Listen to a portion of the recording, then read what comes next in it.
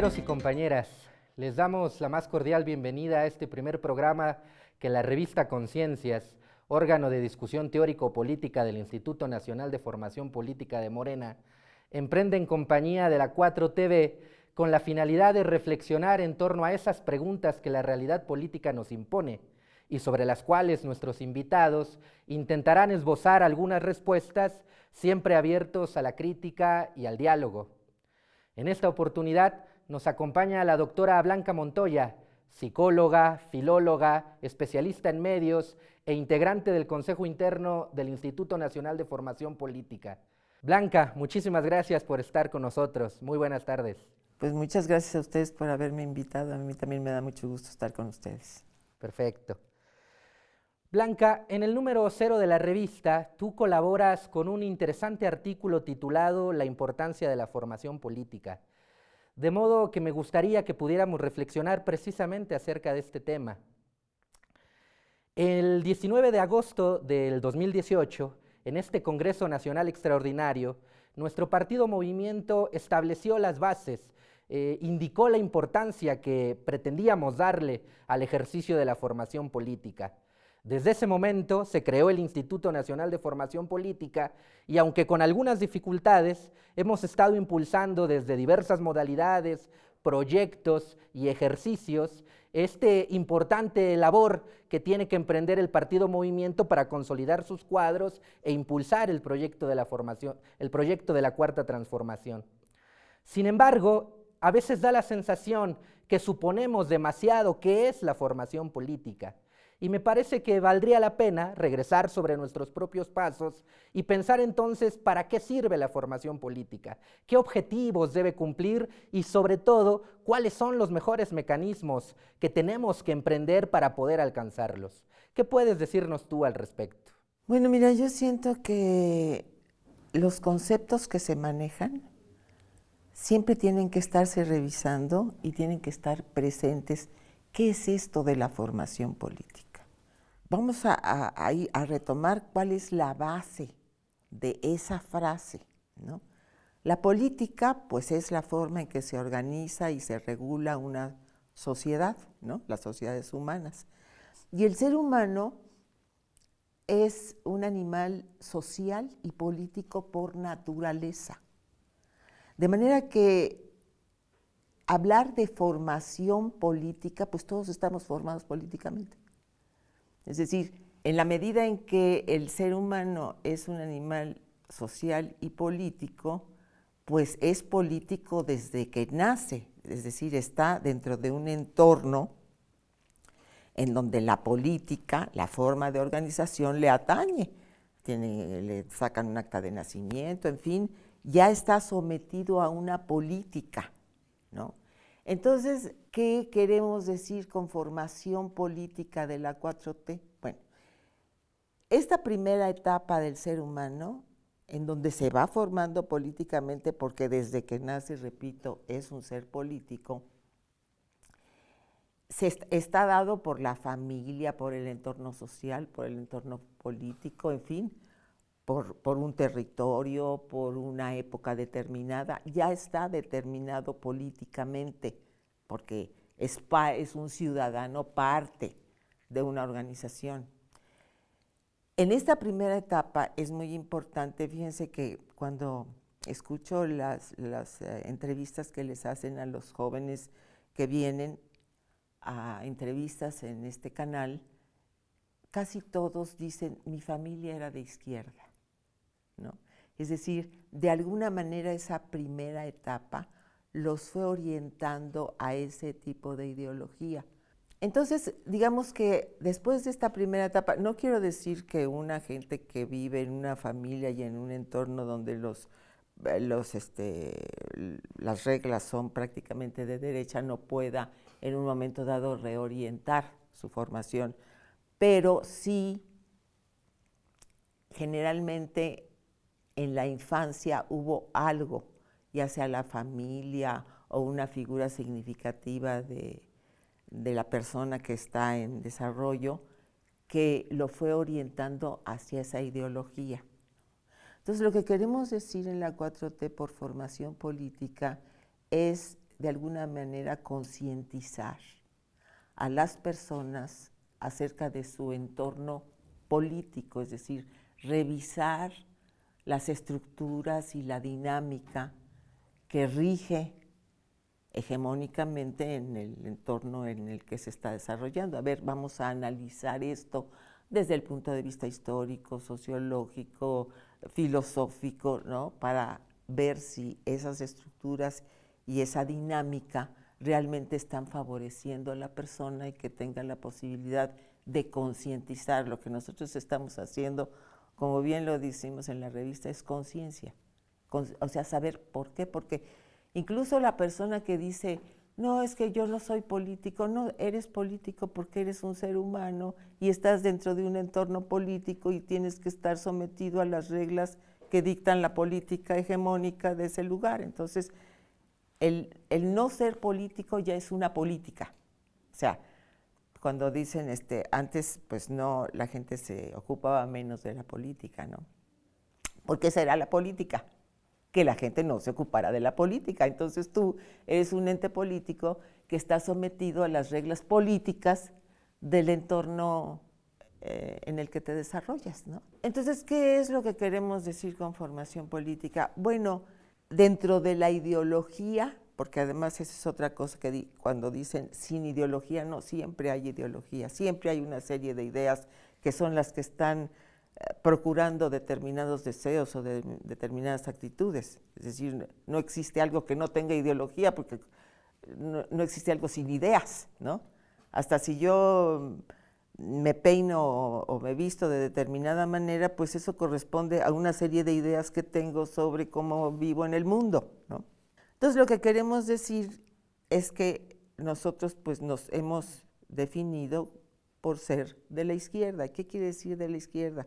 Bueno, la izquierda o el progresismo o lo que quieran, porque o sea, nosotros estamos acostumbrados a decir, hay dos corrientes en general en el mundo. Unos son los conservadores y otros son, antes, los liberales. Pero ese término, cuando llegó el neoliberalismo, ahora sí que nos lo robó, porque nosotros hablábamos de los liberales en función de la libertad del ser humano, y cuando ellos cambiaron en función de la libertad del mercado, pues entonces ya le llamaron neoliberalismo y ahora ni siquiera podemos, digamos, utilizar el término de liberales libremente porque se confunde. Entonces digamos que somos, que están los conservadores y están los progresistas, ¿no?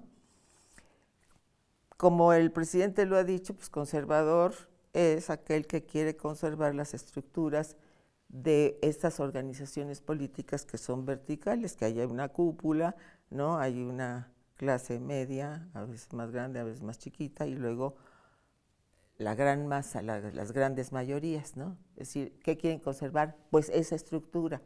La izquierda lo que quiere es democratizar, lo que quiere es hacer que las oportunidades y las condiciones sean iguales, ¿no? Entonces de principio hay una definición del conservador. El conservador pugna por la desigualdad. ¿Por qué digo eso tan temerario? Pues sí, pugna por la desigualdad porque pugna porque haya una élite y unas clases que tienen que estar sometidas a las reglas políticas que pone esa élite.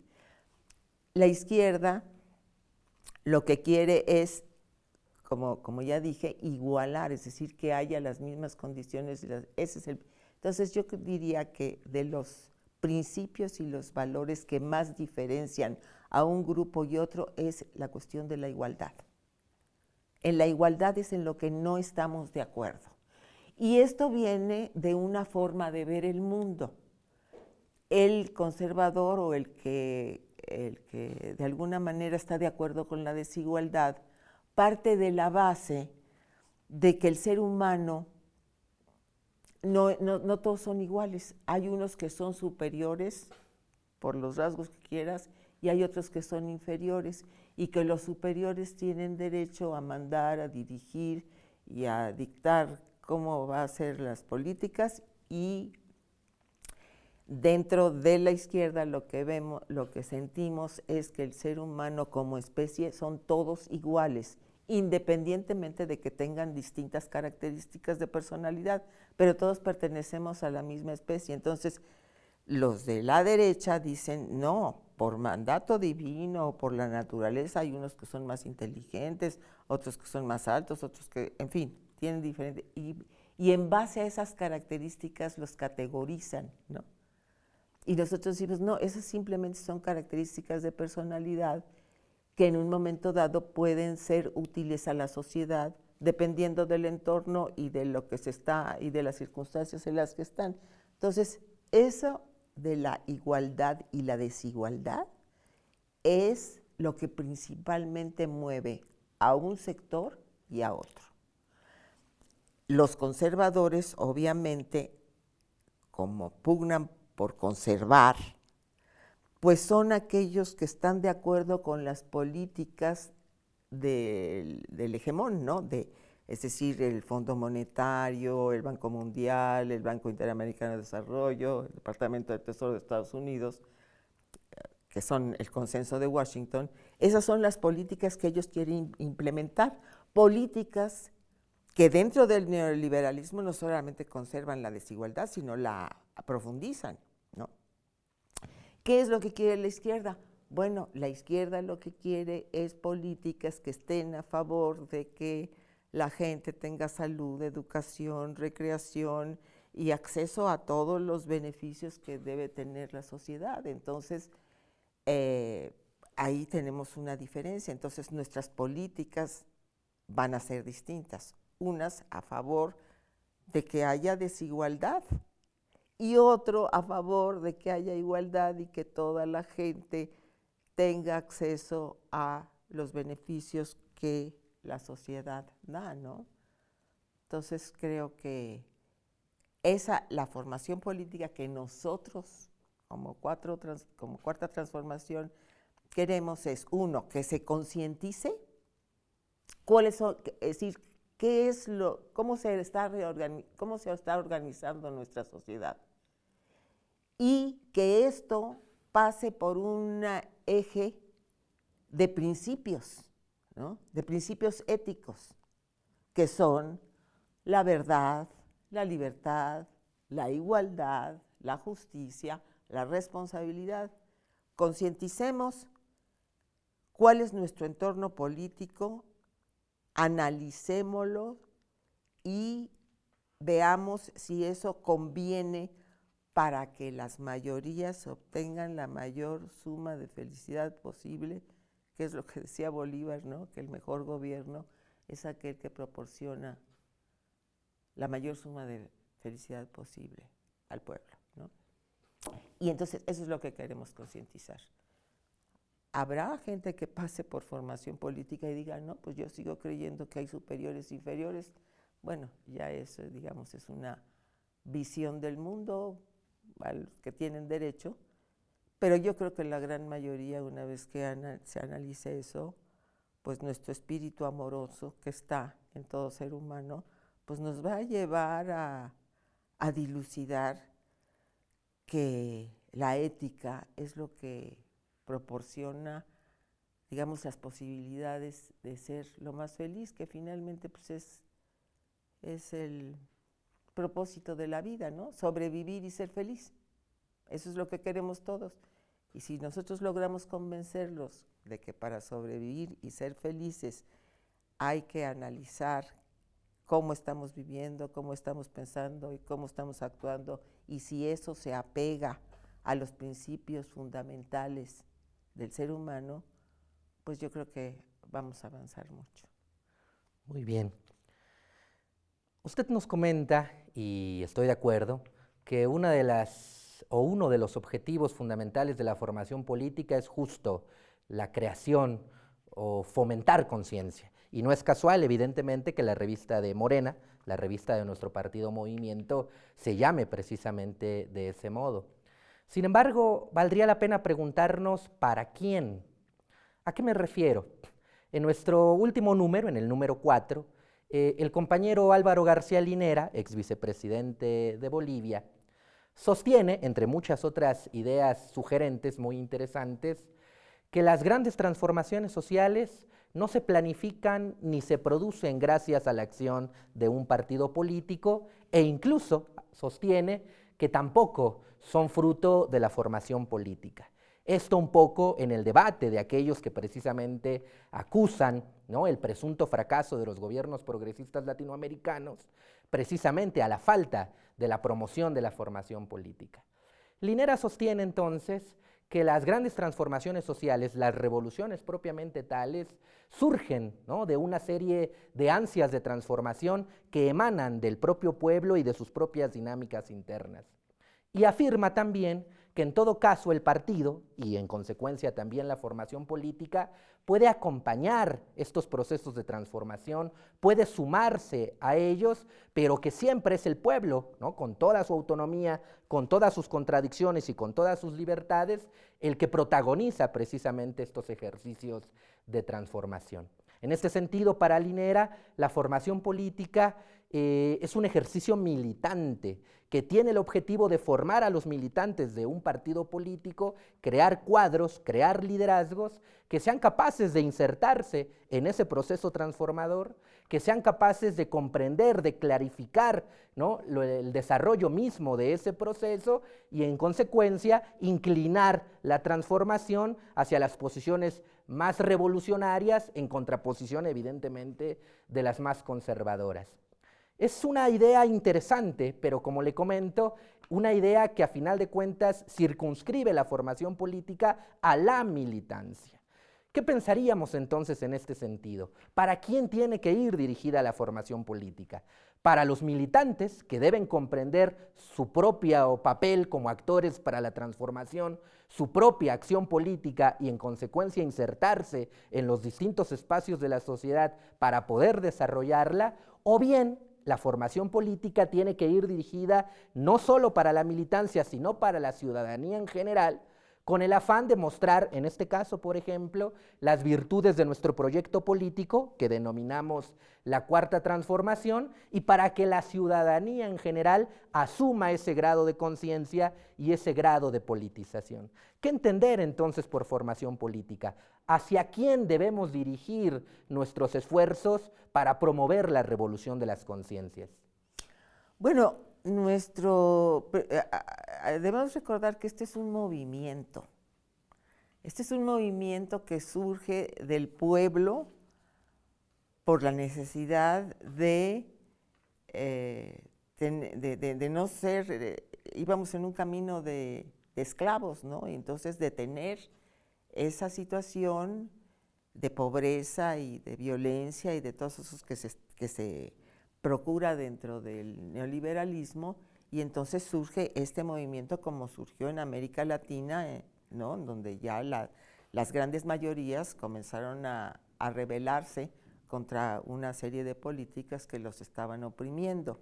Entonces esto es un movimiento y nuestra necesidad como movimiento es incorporar a la mayor cantidad de gente posible al movimiento. Ahora le llamamos de transformación, pero es un movimiento revolucionario, un movimiento de cambio, un movimiento progresista, ¿no? Entonces, a partir de que es un movimiento, pues estamos incorporando a todo el pueblo, es para todos. O sea, toda la ciudadanía tendría que percatarse de qué es, cómo está regulado, cómo está organizada esta sociedad y si está de acuerdo con ella, ¿no? Porque otra de las cosas es que la izquierda es democrática, ¿no? La derecha no le importa la democracia, ¿cómo le va a interesar el poder del pueblo? Entonces, democráticamente queremos que la gente se incorpore al movimiento. Y ya del movimiento surge un partido, ¿no? Pero este partido pues nada más es un brazo del movimiento y este partido ahora adopta la responsabilidad de crear, digamos, una escuela o un instituto en donde la gente pueda acceder para tomar conciencia, ¿no? Y ahora, dices, esto va dirigido a la militancia, bueno, va dirigido a todo el pueblo, a todos los que quieran incorporarse a un movimiento de transformación, de cambio revolucionario. Principalmente la militancia del partido que emana de ese movimiento. ¿Por qué? Pues porque esa militancia en un momento dado dedicado a la política, ¿no? Porque una cosa es que todos somos políticos y otros los que se dedican al oficio de la política. Bueno, estas militantes que, digamos, tienen injerencia en todas estas políticas, pues tienen que estar formados y formados dentro de la plataforma ideológica de nuestro movimiento, que es de izquierda. Yo creo que, y bueno, porque una de las cosas ahorita que me hablaste de García Linera, me acordé de lo que él decía y que me parece muy adecuado, que una de las tareas de la formación política es cambiar el sentido común, porque la política que tenemos da un sentido común y entonces hay que cambiar ese sentido común, ¿no? Y para cambiar ese sentido común, pues necesitamos analizar el lenguaje que nosotros usamos. Ahí entro en la parte filológica, ¿no? Es decir, el lenguaje que nosotros utilizamos cotidianamente afianza muchas de estas creencias de desigualdad, de discriminación, de racismo, de clasismo, de sexismo. Es decir, y entonces yo creo que dentro de esta conciencia tendríamos que incorporar de manera más importante, porque ya se está haciendo, analizar nuestro lenguaje, percatarse, porque ¿qué cosa es tener conciencia? Pues percatarse. Y nosotros muchas veces en nuestro lenguaje cotidiano utilizamos muchas frases que justo están de acuerdo con el racismo, el clasismo y el sexismo, ¿no? Es decir, entonces es importante este cambio del sentido común. Y también dentro de la cuestión de los medios de comunicación estudian los mensajes que van a dar para procurar el fortalecer esa visión conservadora.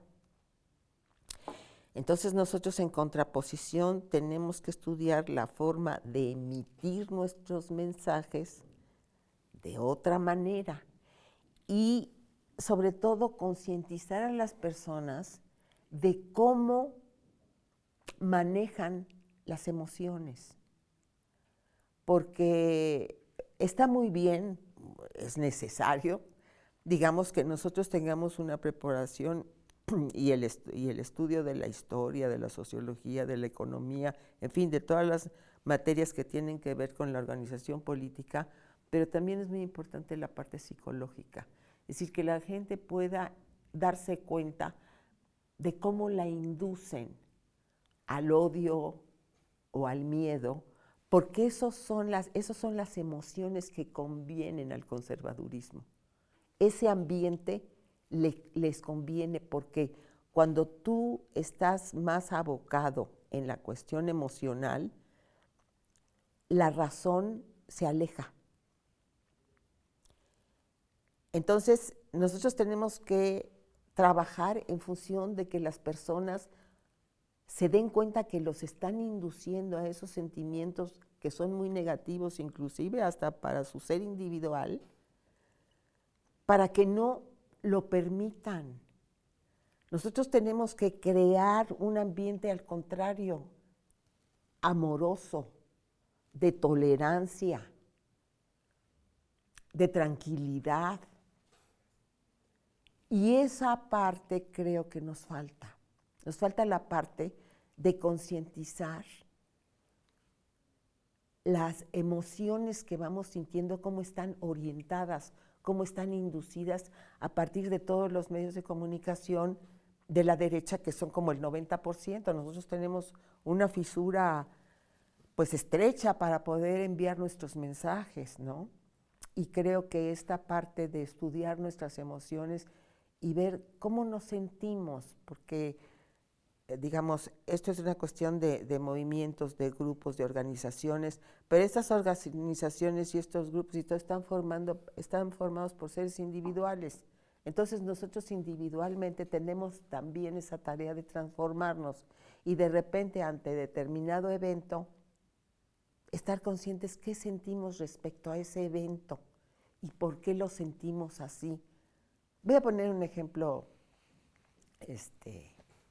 quizás muy superficial, pero yo escucho a muchos comunicadores de izquierda que utilizan esta frase, por ejemplo, y ahora vamos a hacer tal y tal cosa para que les arda.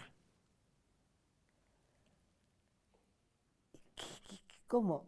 ¿Lo estás haciendo para que a los otros les arda? O sea, si analizamos lo que están diciendo, pues eso es una cosa totalmente reaccionaria. Nosotros no queremos transformar o implementar una política pública que atienda la salud y la educación para que a los otros les arda. Lo hacemos para que la sociedad obtenga ese beneficio.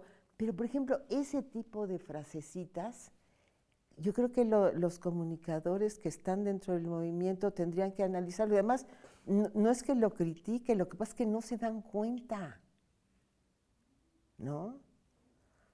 Y así hay muchas frases de ese sentido común que hay que cambiar y que hay que pasarlo por el tamiz de los principios. En ese sentido, recientemente, los días pasados, la dirigencia de nuestro partido anunció que estos 2.5 millones de militantes que se afiliaron a Morena en el proceso interno de agosto pasado tendrán que pasar necesariamente por el Instituto de Formación Política. Esto con la finalidad de afianzar su carácter militante, de consolidar su compromiso político y evidentemente también de reforzar su claridad ideológica.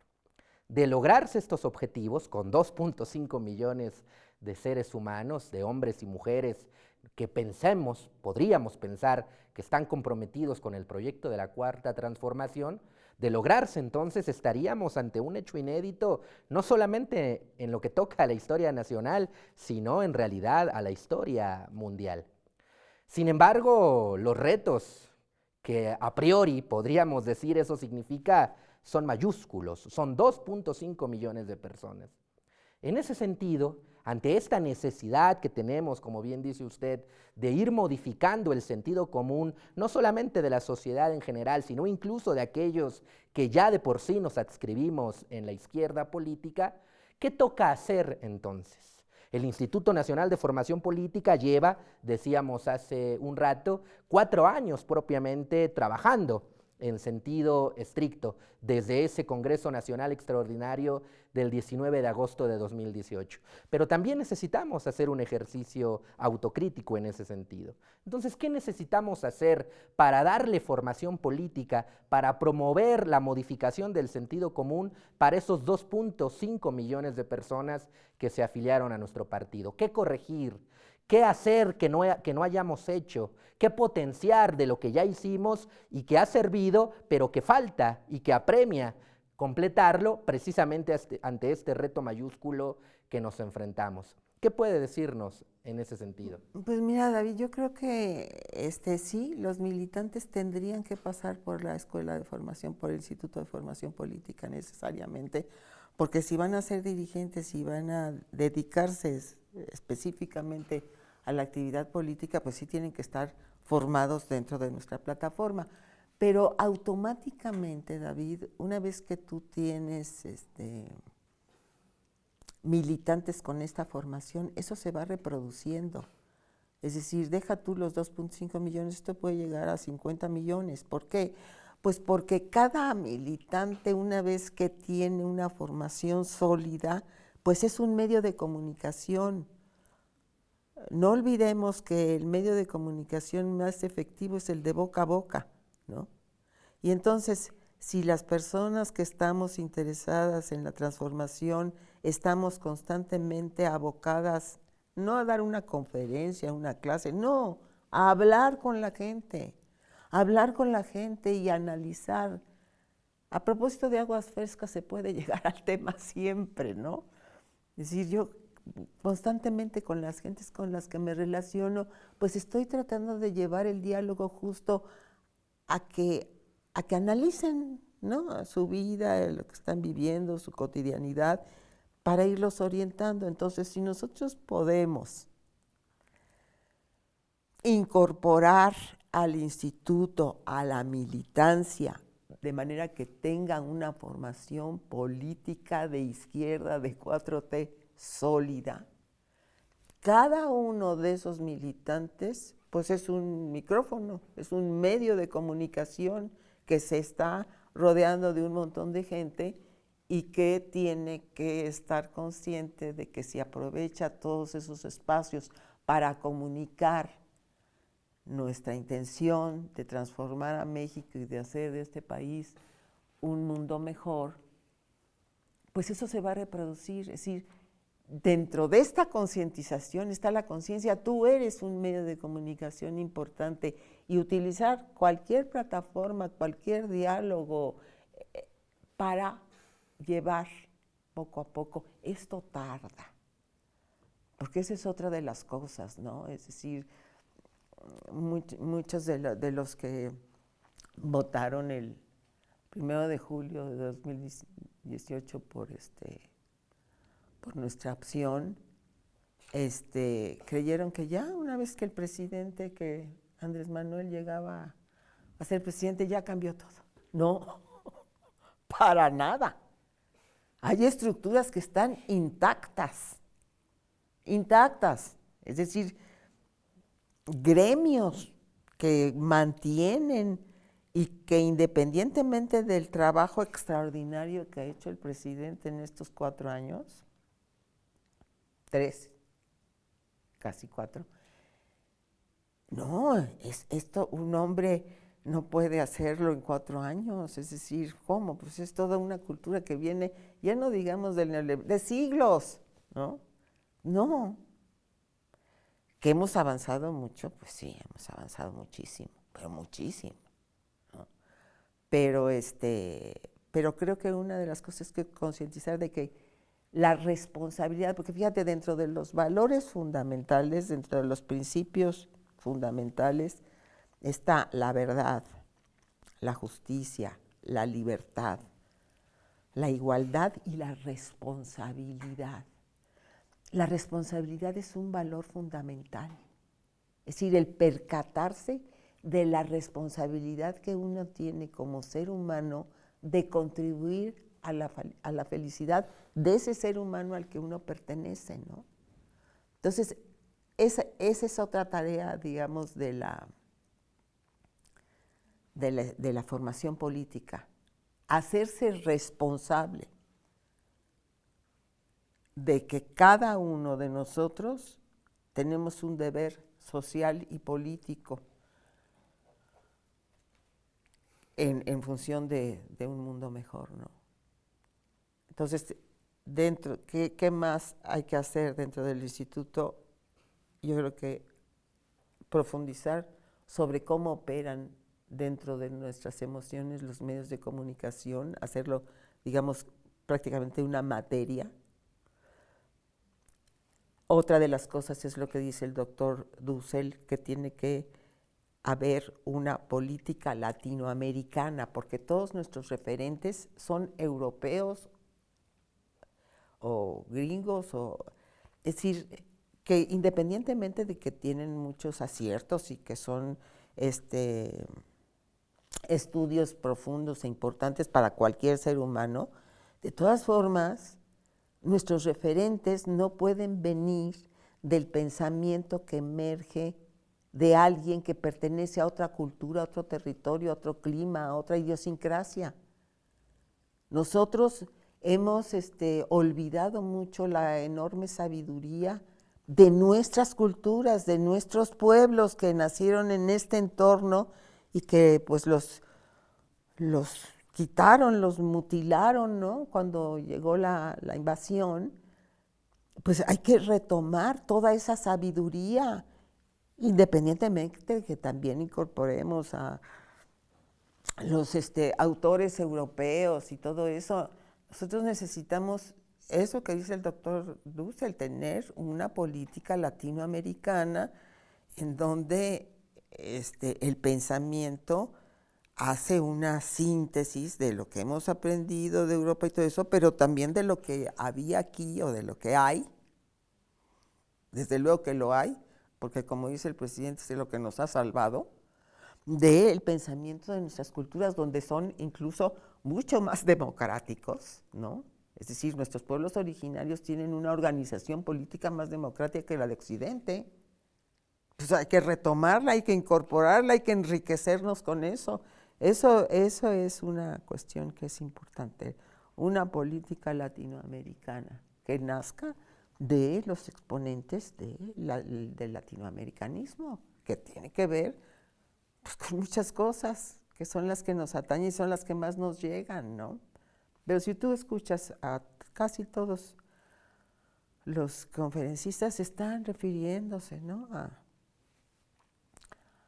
a autores, no quiero mencionar ninguno, pero autores europeos, y que fulano dijo y sutano dijo, y están muy pendientes. Y bueno, ¿y aquí? ¿Y nosotros qué decimos? ¿No? Una vez cuando estaba yo haciendo el examen de doctorado, me preguntaban, ¿y eso quién dijo? Eso lo dijo yo. ¿No? Siempre te dicen, a ver, y entonces tú expones, pues yo pensé, ¿cuál es tu fuente? Yo pienso eso. O sea, ¿por qué tenemos siempre? No estoy criticando lo otro. Obviamente tenemos que tener referentes de gente que ha avanzado y ha hecho que nuestra sociedad progrese y ha dado ideas importantes, pero también uno tiene cosas que decir, ¿no? O vas a hacer tu tesis y entonces el tutor te dice, ¿y por qué no buscas esto? No, porque yo no quiero buscar eso, yo quiero buscar esto otro. Pero siempre como que ese tutelaje, ¿no?, en donde te quieren orientar a que te vayas por acá. No, bueno, yo no me quiero ir por acá, quiero ir por acá, eso averígüelo usted. No. Es decir, un poco ser más libres y responsables y valorados. Nosotros también tenemos un pensamiento y nosotros también podemos aportar, no siempre referidos a quien que alguien dijo. No. A ver, a lo mejor no lo dijo, o a lo mejor sí lo dijo, no importa. Yo también ahora lo estoy diciendo. Esto es una informalidad, ¿verdad? Pero creo que también es importante. Claro.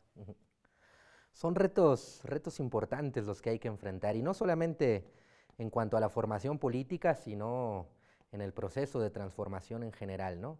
Creo que los 4 años que han transcurrido hasta ahora han mostrado precisamente los diversos obstáculos que va enfrentando el movimiento en el proceso de su desarrollo.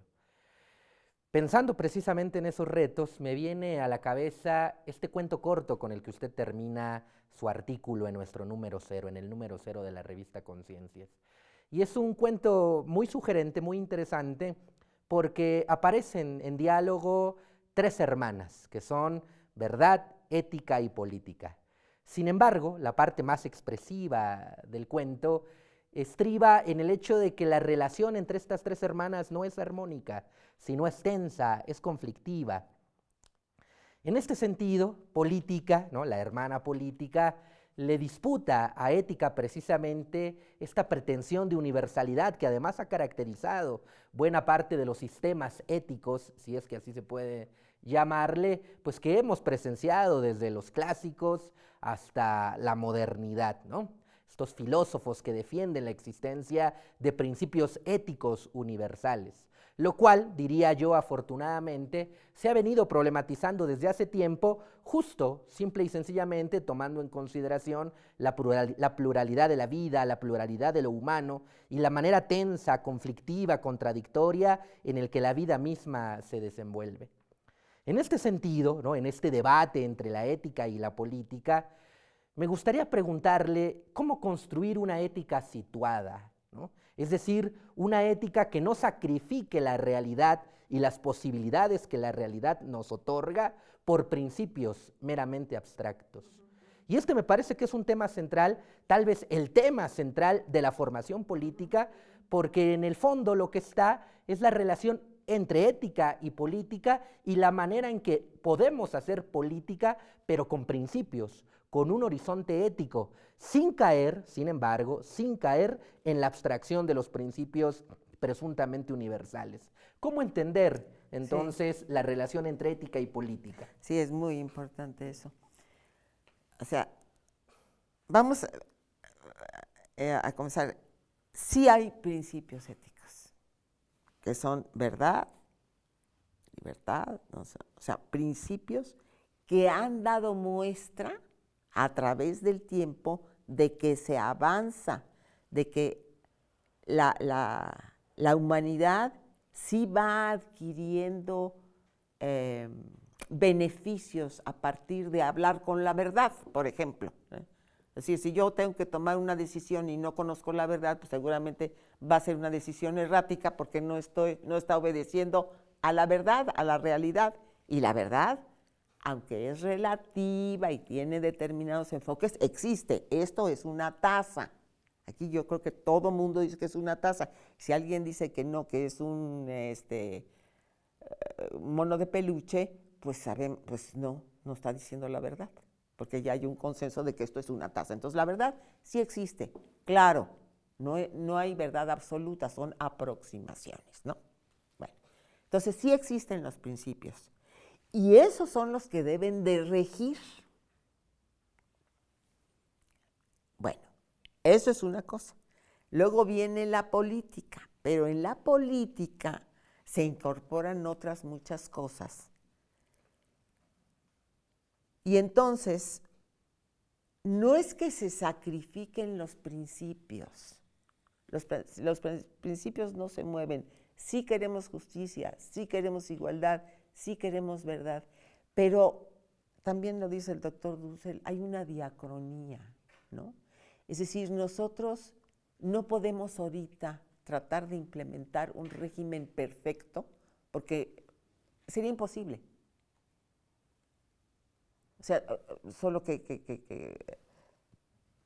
no sería posible. Entonces, sin dejar los principios dentro de la política, en donde debe regir la ética, también se debe de considerar la viabilidad. Esto se puede, dado el contexto histórico, territorial, de época y todo, se puede implementar en este momento. No se puede.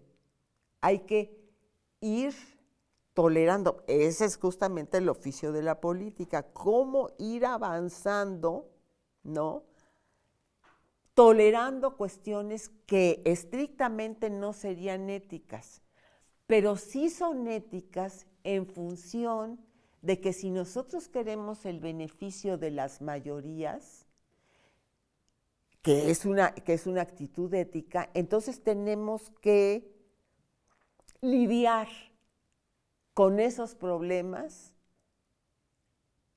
y ahí es donde entra justamente lo que es el oficio. Antes creo que te decía yo, ¿no? Una cosa es que todos seamos políticos y todos tengamos una noción política, y otra cosa es dedicarse a la política. Bueno, la política es un oficio. A mí me gustó muchísimo el ejemplo que puso el presidente el otro día, que es como un carpintero.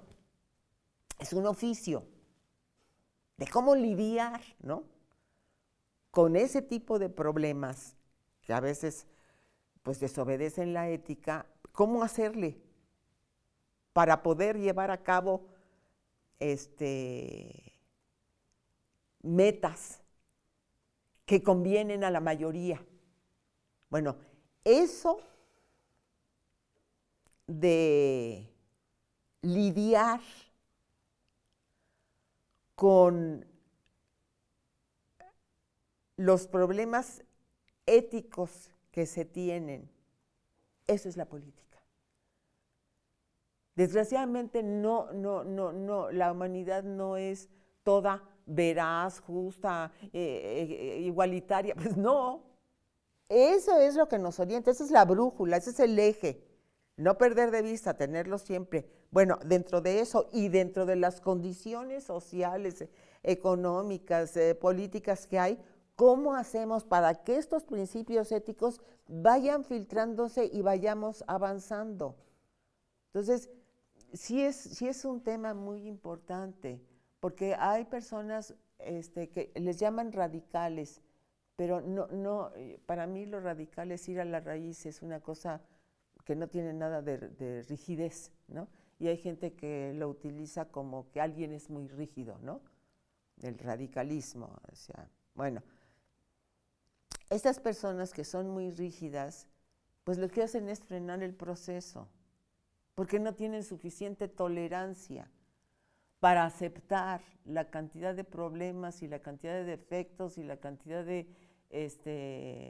situaciones negativas que hay. Entonces, si no pueden lidiar con eso y quieren implementar un sistema perfecto, puro, no se puede.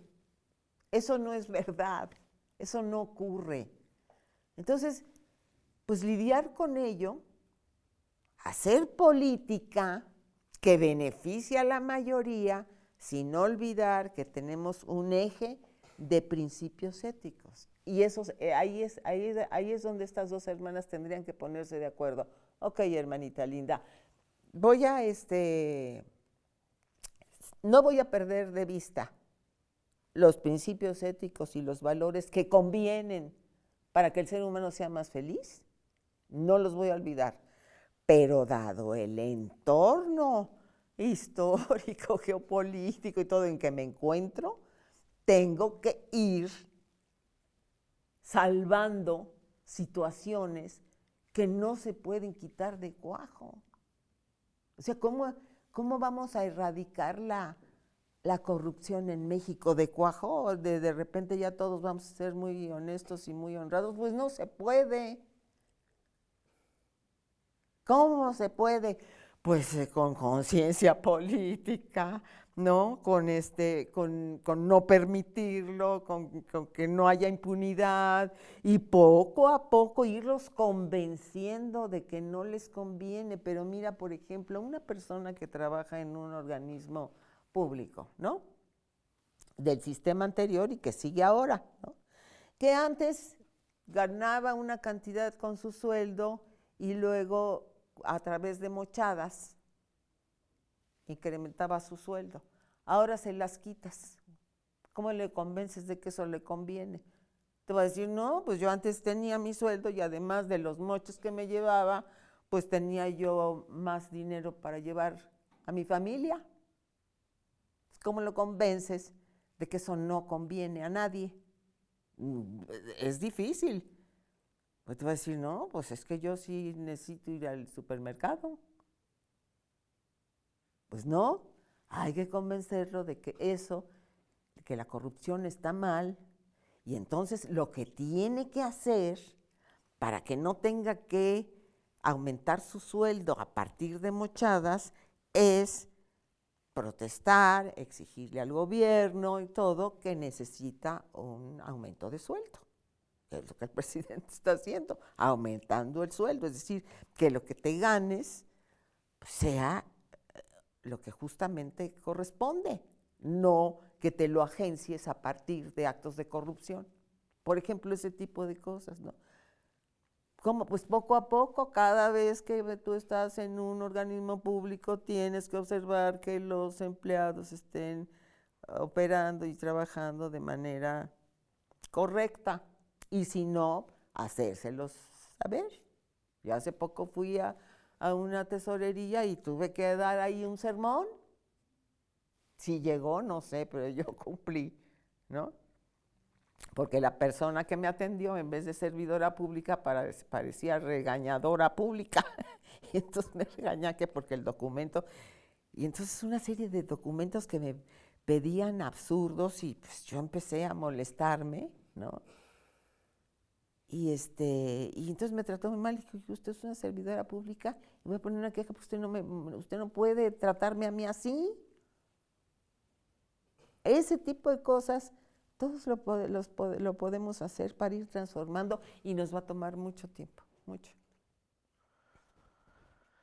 Blanca, lamentablemente se nos acaba el tiempo de este primer encuentro, de este primer programa, pero no me gustaría que nos despidiéramos sin antes hacerte esta pregunta que me parece que es además un reto y tal vez uno de los retos principales que enfrentamos dentro del partido, dentro del movimiento.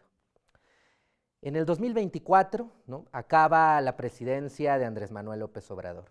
Y Andrés Manuel López Obrador ha significado, no desde el 1 de julio, pero finquemos esa fecha, desde el 1 de julio de 2018, el gran elemento aglutinador de este movimiento, de este partido movimiento. Andrés Manuel López Obrador es, incluso podríamos decir, el principal formador de Morena, porque su extraordinaria pedagogía política, que entre otros lugares manifiesta cotidianamente en la mañanera, ayuda precisamente a promover los principios que defendemos desde el Partido Movimiento y el proyecto que impulsamos también desde el Partido Movimiento, que es lo que denominamos la Cuarta Transformación. Tenemos entonces un reto mayúsculo, porque el presidente ya ha anunciado no solo que, como el orden jurídico mexicano lo establece, dejará la presidencia el 1 de diciembre del 2024, sino que también ha sostenido en repetidas ocasiones que va a abandonar la vida pública y se va a recluir en su rancho allá en el sur del país. En este sentido me viene esta idea de los príncipes que estos italianos, Antonio Gramsci y Nicolás Maquiavelo, defendieron cada uno en su momento, cada uno en su época. Porque mientras para Maquiavelo el príncipe era el líder propiamente, un sujeto político que asumía la dirección de los procesos políticos y los procesos de transformación, para Gramsci es el partido propiamente, la colectividad ideológicamente determinada la que cumple esta tarea. En este sentido, pues, estamos ante el reto de esta transición, de pasar de este momento maquiavélico, llamémoslo de esta manera, a un momento gramsciano. Pero no es sencillo, por lo menos no se vislumbra de ninguna manera sencillo. ¿Cómo hacer entonces para que esas tareas que ha cumplido y que ha cumplido muy bien el presidente Andrés Manuel López Obrador, no las tareas de gobierno, sino las tareas de militante, de formador político, de ejemplo ético para la militancia y la ciudadanía en general, cómo es que vamos a suplir pues esas funciones? ¿Qué retos enfrenta el Partido Movimiento? Por un lado, Morena, pero qué retos también enfrentamos nosotros desde el Instituto Nacional de Formación Política para cumplir ese objetivo, para que llegado el 2024, este proceso, este proyecto de la Cuarta Transformación no entre en un proceso de declive gracias a la ausencia de su líder, sino que más bien se pueda potenciar, se pueda fortalecer y se pueda consolidar más allá del liderazgo. ¿Cómo hacer? Pues mira, yo creo que los líderes son muy importantes para el avance de la humanidad, ¿no? Es decir, cada vez que surge un líder, Simón Bolívar, Jesucristo, Simón Bolívar, el Che Guevara, o sea, muchos. Ellos, digamos, son personas que tienen características extraordinarias para convocar, ¿no? También no hay que olvidar que son emergentes de un sentimiento que está. Es decir, un líder absorbe ciertos sentimientos, ciertos deseos, ciertas necesidades de la gran población que no se da cuenta que los tiene y entonces convoca y se convierte en un líder.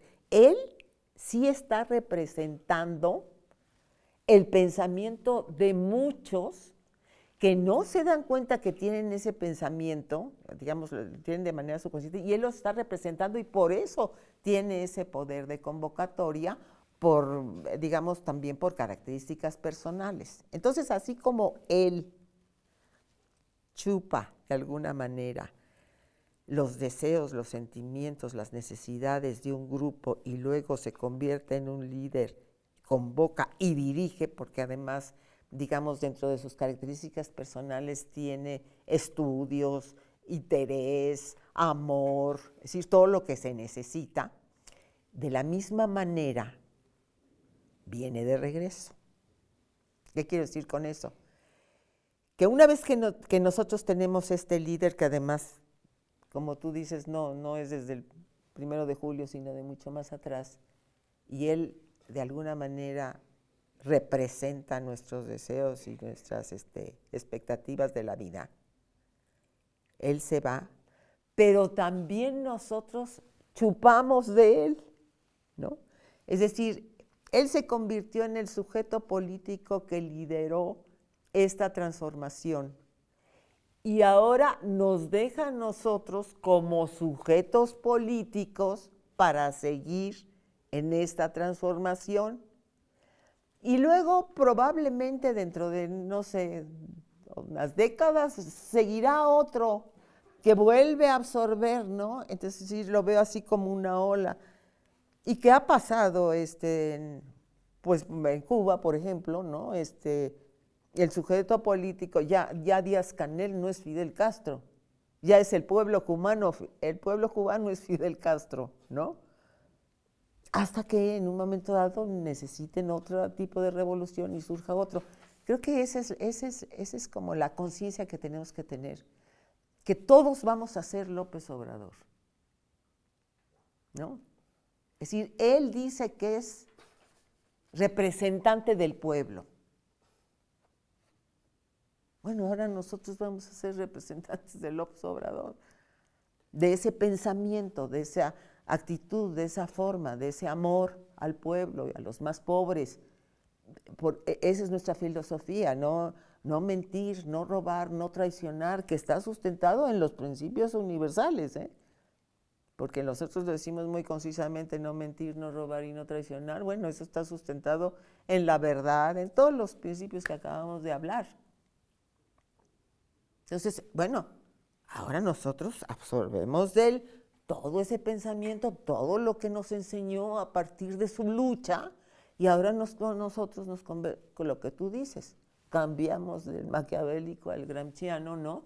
Y nos convertimos en un sujeto político, todos los militantes y los simpatizantes de la transformación, convencidos de que ese es el camino. Esa es nuestra tarea principal, convencer a partir del diálogo, el debate y el amor, que ese camino nos va a llevar a que las grandes mayorías sean más felices. Ese es el camino. El otro camino es al infierno, es a la muerte. La derecha va a las armas, a la agresión, al odio. Eso no es lo que queremos vivir. Entonces, convencer. Hay gente que ya no es convencible, ¿no? Es decir, porque fíjate, por ejemplo, cuando te decía yo, todos estamos formados políticamente y mucha gente de la que aquí es entrevistada dice, no, pues yo vengo de una familia de izquierda.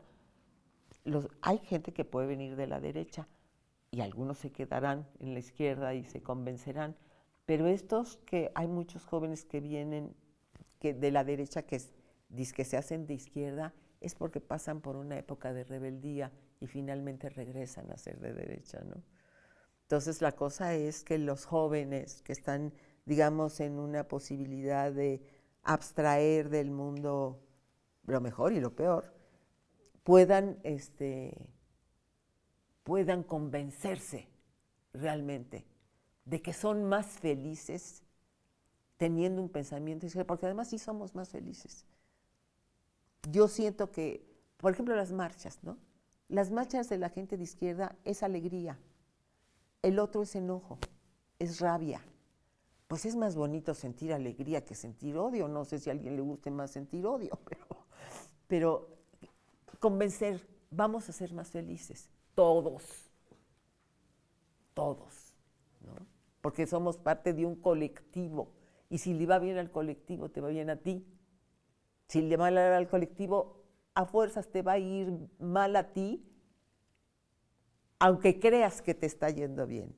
Aunque creas que tú como individuo estás teniendo todos los privilegios mientras todos los demás son pobres, eso te hace daño a ti.